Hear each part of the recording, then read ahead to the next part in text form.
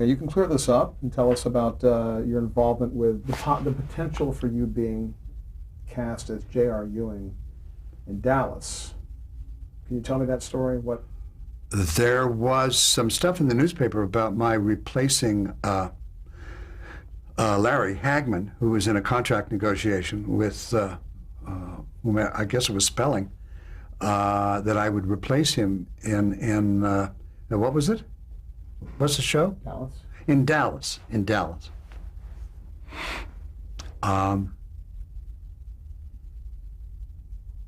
Nothing possibly could have been more of a fabrication. Nobody had ever spoken to me ever under any circumstances with regard to Dallas or being a guest or replacing somebody. Nobody ever talked to me about Dallas doing anything. I just know that Dallas killed Greatest American Hero because they shifted us. When we did Greatest American Hero and we got the word that we were going to have to vacate the Wednesday slot because it wasn't working, Cannell went to the network and begged, don't shift us. We're coming up in the demographics now. We're gaining viewers now. Said, no, it's already done. Decision's already made, and you're going to Friday opposite Dallas. Was kiss of death. Nobody at that point could assault that citadel. Impossible. When we moved, we were going to, when the decision was made, we had 4 more weeks left in the Wednesday slot, where we had always been, before we were going to appear on Friday nights opposite Dallas. Every week, our viewership went up 2 to 3 points. Every single week. We had been moved, and the audience had lost us, and they had just found us again, en masse. And it was growing just the way when Stephen made it up. He made it up when he made it up, just to try to fend off the axe murderer. It went up. We were on our way, man, to taking the slot. By the end of the 4th week, when we disappeared, never to be seen again, except on Friday, where they couldn't find us either, and we just disappeared completely. We had come up a full 6 points. That's monumental. It's monstrous. They had found us, and all of a sudden, we just disappeared. What a terrible mistake it was. Dreadful mistake. From their point of view, I wanted to go on with it. I wasn't done with the guy.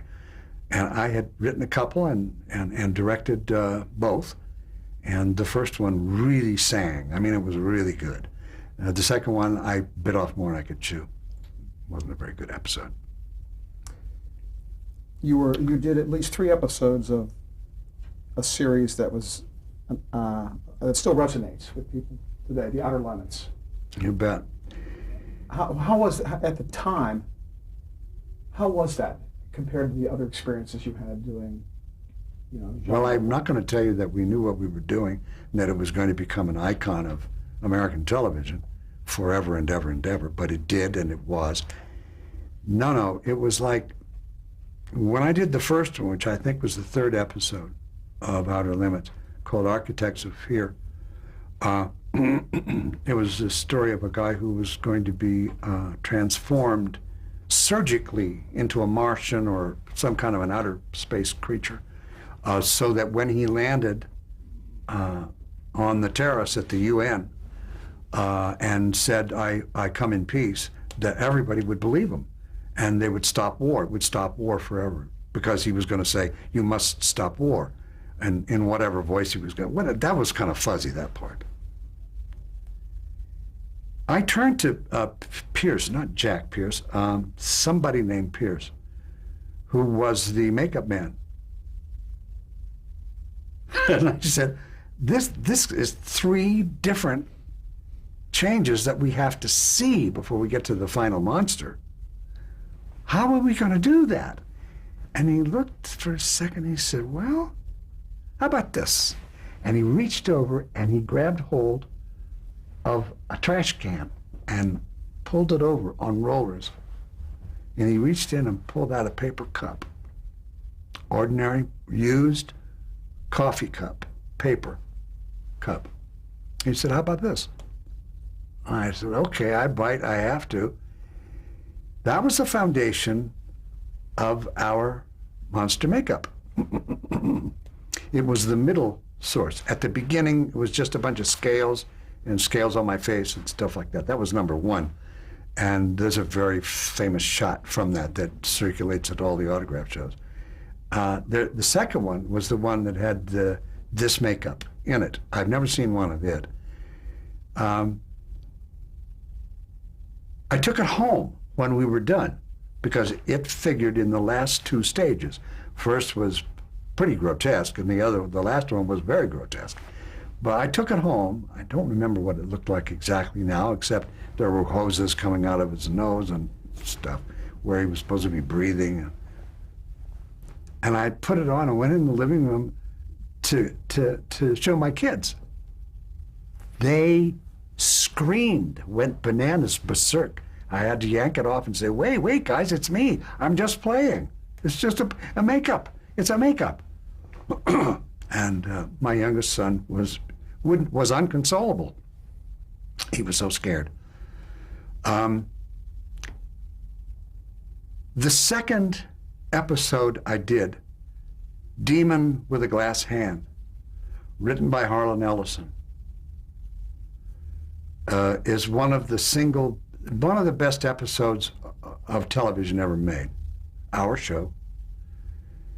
And I found out later from Harlan, he came up to me, the one on the street where we were shooting down at the Bradbury building. I remember it vividly. I'm sitting outside getting some air. It's a decent night. And this guy walks up with this Chesterfield coat and said in a very loud voice, "Hi, my name is Harlan Ellison. I wrote this especially for you." And we became long-term friends. We still talk to each other, and I wrote some nice words for him recently when he was getting an honor. He was once given an award by MGM for that episode, Demon with a Glass Hand, because it has earned more money as a 1-hour episode of a television series than any other episode in the history of television. It has made more money. How you separate that out from the series part of it, I do not know. But there were a lot of ancillary sources of income even then to a given episode, especially one as good and as resonating as that, which, of course, as you know, became The Terminator with the governor. That show was known for kind of the monster of the week, and the effects. They used to call the monster of the week the bear. They referred to it as the bear. Right, the bear, and even watching it, the effects were sometimes cheesy. But yes. Why were those episodes so powerful, despite the fact that the Zanti Misfits were, the ants were beards almost like, and yeah. I don't know. Today, you couldn't give that away with a set of dishes. But at that time, for that audience, now, and we're talking very, very early 60s. I don't know why it worked.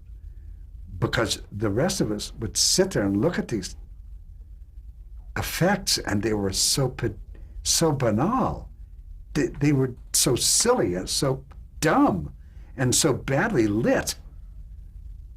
Nobody cared, because it was the first time, I guess, that people had tried to tell generic stories in a sci-fi sort of a way, like Westerns used to try to tell moral stories.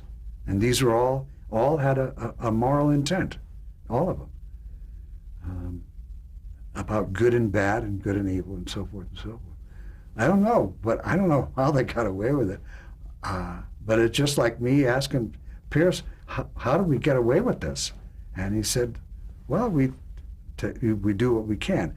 One of the things that was absolutely crucial to the success of that series of Outer Limits was that Conrad Hall, an Academy Award-winning cinematographer, shot it, and his assistant was William Fraker, another Academy Award nominee for cinematography in his own right. The two of them together could make true, genuine magic with light. Last thing I want to ask you about Outer Limits is that you did a third episode called Corpus Earthling. Yeah. And I did Corpus Earthling third with Salome Jens, where I became the victim of these talking rocks. And Kaj used to kid me about this unmercifully, about the talking rocks. He said it was like going to Hefner's house. Anyway, Sal, I had to carry Sal down a flight of stairs. I think Sal weighs more than I did then. Sal's a very big woman. Adorable. I absolutely adore this woman. She's really a wonderful human being. But in any case, I'd just as soon not try to carry her down a flight of stairs. I remember that part. I was going to ask you, you've probably done 1,000 episodes, if not more, of various television shows. Why do people associate you? You did 3 episodes of Outer Limits. Why do a lot of people associate you with that show? I don't know. I can't answer that. I don't know. I don't know why they should associate me any more with it than I don't know, Robert Vaughn. I don't know. I have no idea, except the ones I did. The Talking Rocks one didn't count, but the first 2 were seminal, and they were seminal to the series, and maybe that's the reason. How did Everybody Loves Raymond come about for you? I don't know. They needed somebody, and Phil Rosenthal, who's the writer, producer, director, boss, and head of everything, with regard to Everybody Loves Raymond, he just saw me in the role of her father. So they picked Katherine Helmond and me to play her parents, and I was the supreme, again, jerk, but kind of goofy and lovable. And then when, at the end, they wrote me an absolutely superb speech having to do with divorce, where I tell her it's okay. It's really okay. Because they had gotten to a place where they felt it was right for the parents to split up and do it on a holiday. And, Thanksgiving or Christmas, that's usually when we came in anyhow. And that really tied the guy off, because I dropped all of his pretense, all of it. It might as well have been another actor, another character altogether. I just did it because this is so right, and I feel this so strongly that I don't even care. I'm not even going to go for him. I'm just going to go for me and blow their minds if I can do it. And I did, and it worked. It was wonderful, just wonderful. It will bring a tear to the E. And which character were you the dad of? Just so we can make sure we understand that. But whose dad were you on that show? You would ask me that. That was Patricia Heaton? Yeah. It was Patty Heaton's dad that I played. Katherine Hellman was Patricia Heaton's mom, and I was her dad. And what was the set like? Was that a fun show to do? It's impossible to think of a better working situation. I don't care how far you go or what you do. I mean, a lot of writers hated Cosby and me because we messed with their words. I think that everybody who worked with us had a good time. But this is in another realm altogether, because everybody on that set, everybody, all the writers, down to the craft service guy, everybody loved what they were doing, and they all liked each other enormously. there was this wonderful, supportive groundswell when you just walked in for the table read. And it never it didn't have two tones to it or three, just one. And it all came from Phil Rosenthal. His spirit imbued the entire project of that, the secret love of that we all, the secret love of parents. Everybody loves Raymond, and everybody in it loved everybody else in it. It's amazing, just amazing. I never had so much fun since I Spy. Can you comment on one particular moment? This is an episode called The Christmas Picture. You were in front of a mirror. Tell me about that. No, we were all in this, supposed to be in this Christmas shot, you know, get the whole family in. And there was a makeup table, and the director said, you know, find something to do. I said, okay. So I sat down at this table. It had a mirror on it. And as a matter of fact, it had two mirrors on it. And it had a brush and a comb, and I think that's about all, really. No makeup, really. I don't remember any makeup on the table. I said, well, I know what's normal for me. And I picked up, I adjusted the one in the middle of dialogue, adjusted the standing mirror, the little standing mirror, and picked up the hand mirror and looked at it and held it to the back of my head like that and worked it with the brush. Well, the producer went bananas. He loved it so much and he kept featuring it in the background of all these different shots until finally he sold the idea to the audience that this guy was supremely narcissistic. He really, really cared about the fact that he was getting bald or a bald spot. And I certainly can relate to that. What kind of current projects are you involved with? I have two projects I'm trying to get off the ground now. The smaller one hinges on the larger one. The larger one is called Red Moons of China. It's to shoot next year in Shanghai. And I wrote it. And I'm one of the producers with Hillard Elkins, my personal manager. I've been working on this for the last 10 years on the writing and pulling it all together. And Al Ruddy and Andre Morgan, Ruddy Morgan Productions, are our partners. And we have one other producing partner, I think, a very famous fellow. And we have all the money, and we're seeking a director now. We're looking for a director now. That's one.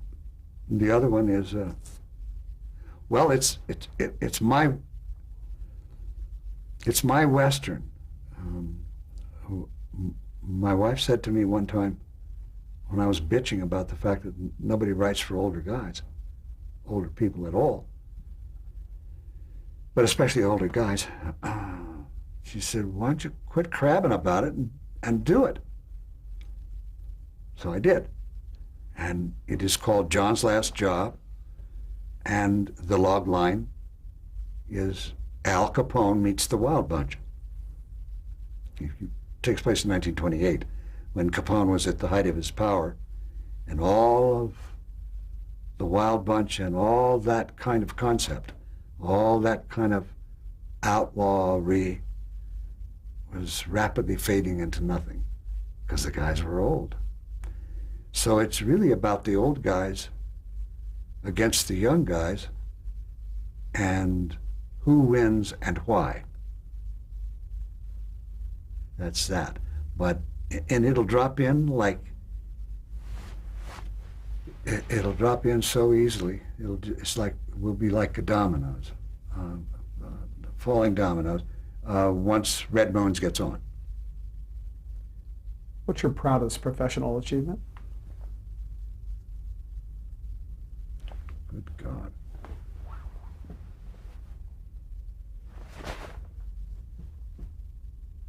Operation Breadbasket. Operation Breadbasket was the economic arm of SCLC. When Kennedy was killed, we were all terribly upset. And a lot of people felt that doomsday was near. When Dr. King got it, many years later, some of us really, really got terribly upset. Cosby and I went to Memphis and marched with the garbage men. I called him and I said, "What are you doing?" He says, "I'm going to Memphis. I'm going to be march with the garbage men." I said, "Not without me, you're not." So we flew back there and we did that, and then we didn't know what to do exactly. We met in New York, and we met some people who came in to Sardi's upstairs and interviewed for the gig because we were motivated and everybody was there. Harry Belafonte and Sidney Poitier and Kaz and me and some other people were there. And I met a young kid named Jesse Jackson, who looked like somebody had turned a light bulb on inside of his head. He really was a motivated human being. He was 26 then. And we didn't know what to do, and we still didn't do anything, and we all went home. But this and that was happening, and I was determined to pull something together. I formed a thing called the Ahab Foundation. Sidney Poitier was the prez, and we were getting the papers together as a real corporation. And I was with James Baldwin, at his house, trying to talk him into joining us, and he was saying, "I'm just burned out, that's all, Robert, I can't. I'm leaving for Turkey, and I don't expect ever to come back." And he did, and he didn't. He went, and he didn't come back.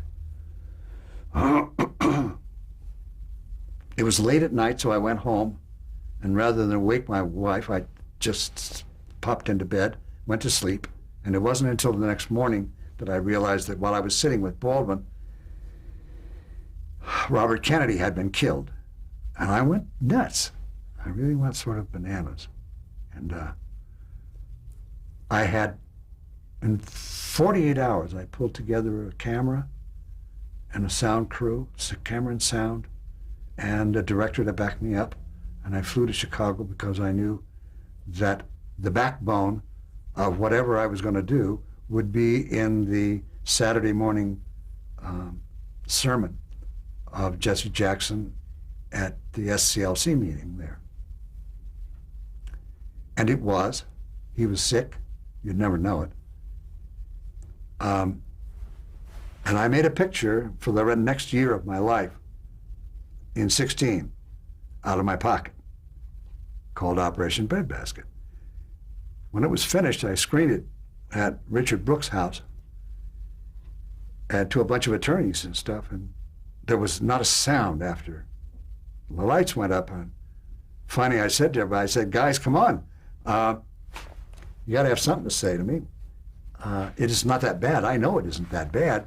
So what else is it that's bothering you, attorneys?" And one of them spoke up and said, "Robert, don't you realize that all of them, you can only sell this 3 places. There's no market for it in the theater." There wasn't then for any documentary. This was in '69. And he said, "Don't you realize that all 3 of the networks have news departments? They subsidize them to the tune of hundreds and hundreds and hundreds of millions of dollars a year. Why are they going to buy something from you? It's never happened. It never will." That's what actually put Walper out of business, was the fact that they wouldn't buy hard news. And it became more and more stringent as time went by. So Walper went into making, little puff pieces about actors and stuff. I said, "Well, Die's cast now, so I got on a plane, went to New York with my film under my arm. I tried ABC first. I got really royally reamed for that, having the audacity to do a piece of hard news. I went home to went back to the hotel. Next day it was supposed to be NBC. Just as I was going out the door, I got a phone call, go back to ABC. So I went back to ABC. They screened it again. This time I wasn't in the room, so nobody was going to chew me out. I stood outside, and a guy came out and said, how much? No, he didn't say how much. He said, we'll give you $35,000 for 2 runs this year. I said, done. It had cost me 60, and I got 50 cents on the dollar and was very happy to have done it.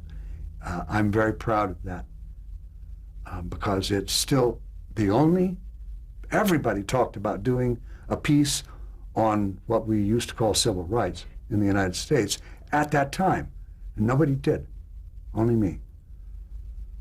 And I'm very proud of it because it exists. It's at Eastman House now, being restored, and it's 64 minutes long. Anyway, you asked me, so I told you. That's good. Any regrets? Any one big professional regret in your career? Well, that has to be stuff that, well, I guess stuff I either did or didn't do, and I guess it all comes down to the same thing. After Bob and Carol, I was hot as a pistol, and I picked an independent picture, which I shouldn't have done. And it was supposed to be a sort of a spooker, ghost show. And it was so bad it was unreleasable, bottom line, because we shot over and they foreclosed the picture. The ending was never shot, so there never was an ending to it. And they tried to cut it together and couldn't. It was unreleasable. And by the time it was done, I wasn't hot as a pistol anymore. What advice would you give to an aspiring actor? I will tell you the same thing that I tell all young actors who used to come up to me by the handful every day or week or whatever. Say, what does it take to be an actor? Where do I go? What do I do? And I always say the same thing. If you have to do it, you'll find a way. Easy. It'll just present itself. If you don't have to do it, forget it. It's that simple. How would you like to be remembered?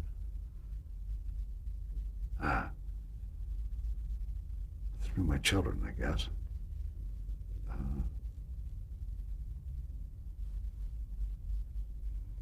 I certainly don't want to be remembered as a guy who was married 5 times. That's not fair.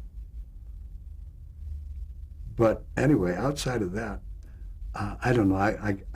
I wish I never felt that we didn't do I Spy. That it never happened. I know that there's such a thing as the pendulum effect, but that's ridiculous. We have swung so far back the other way.